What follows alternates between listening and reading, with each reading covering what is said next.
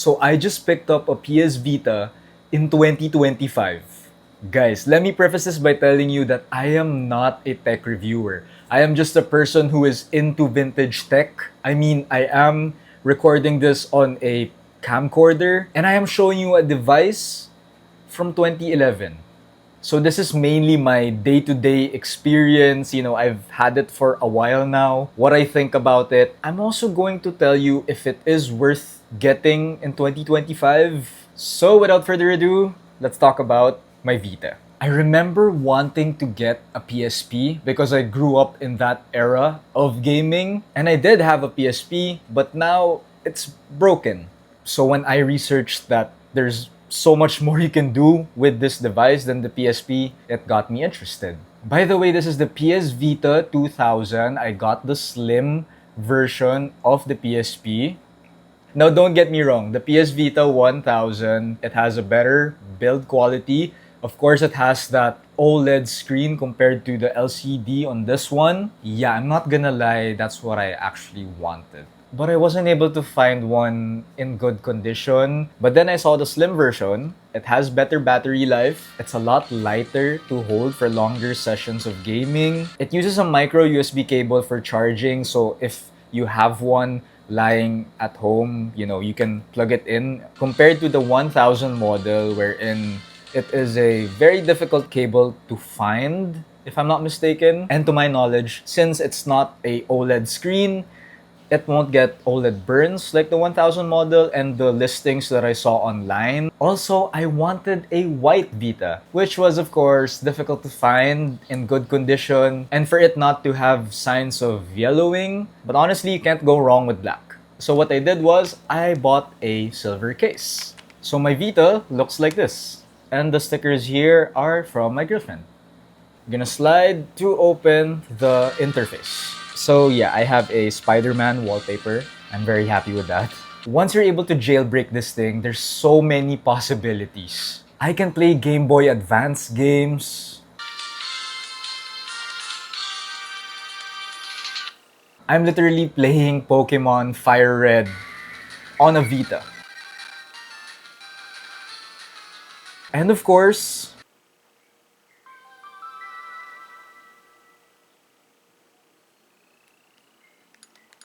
you were able to play PSP games on the Vita.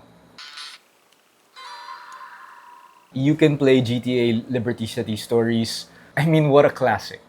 And with tutorials online, you can literally play GTA San Andreas, which is not made for the portable device. It's made for, the PS2, the Xbox, and, different consoles. It wasn't made for the handheld. And I'm able to play GTA San Andreas on a handheld.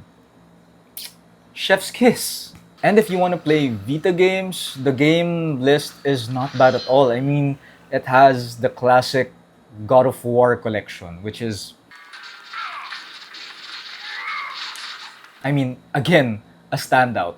There's so much more you can do on this device, but one very underrated thing that I believe is, underrated, you can take photos and videos with this device. And again, as someone who's into vintage recordings like this camcorder right now, this gives that vintage vibe that I'm really in love with. So right now I'm shooting with my camcorder. So let's switch to the PS Vita. Right now I'm using the front-facing camera of the PS Vita. The sound you're hearing is still connected to my microphone.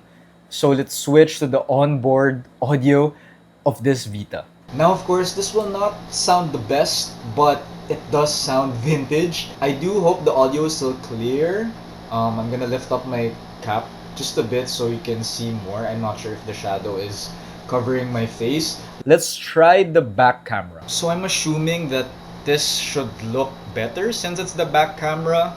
I don't know how it looks like to you guys. Again, this is the onboard audio of the PS Vita. It sounds vintage. I really love it. And of course, if you want to take photos as well, it looks like a digicam. Cheese.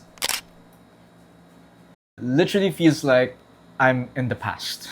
But then again, those are just some of the features that you can do on the PS Vita. There's so much more that I haven't mentioned yet because I do think this video will be too long to watch, and I am not a review channel. Now, to tell you the truth, if this is worth it in 2025,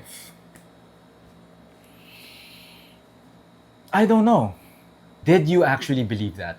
Of course, it's worth it in 2025. I've tried emulators on my laptop. I've tried emulators on my phone. Yes, I know emulators are a thing. When I do emulators on my laptop, I can't bring it anywhere. It's not as portable as this device. Now, how about emulators on phones? Yeah, it's a more powerful device. You know, you can put a lot of emulators as well on your phone. But the difference of having physical buttons is really a game changer. It really feels like you're more immersed to the game, if that makes sense. I can't really explain it to you unless you've tried it yourself. This is really a game changer. And in 2025, this holds up really well in my opinion. I've been enjoying nostalgia. You know, I know nostalgia should wear off, but I've had this for a while and I'm still addicted to it.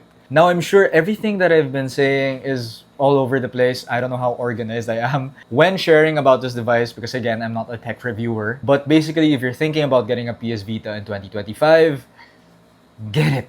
You have to get it because the prices on Vitas right now are getting so high because it's getting more popular. So now that it's just sort of popular, you should get yours now before it gets too expensive. I personally got this for a bit more expensive than, you know, it would have been priced.